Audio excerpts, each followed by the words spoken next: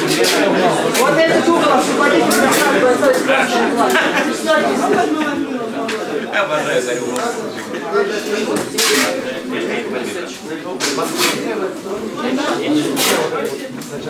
Что он сказал, Валь? Еще 4 боя не наших, а потом наши или что? 4. Может быть, там 16 боев. Что он тебе сказал? 16 будешь 20 с хер. Здесь 16, еще 10. Я прослушал, что-то он тебе сказал про 4 боя. Мне надо последние 4 боя.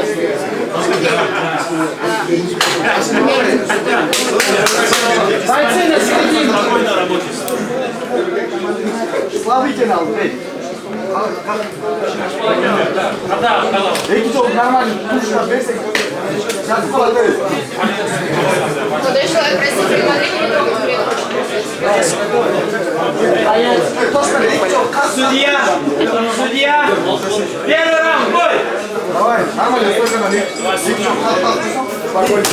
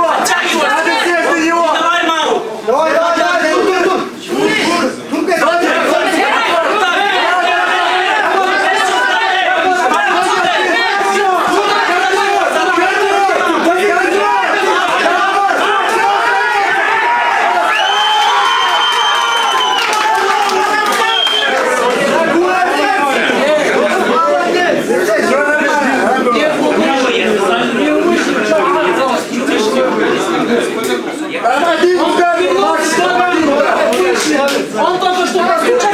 Он два раза постучал. Тише, пожалуйста, я ничего не слышу вообще. Ты постучал, как мужчина. Все, базар закончен. Аллаху Акбар!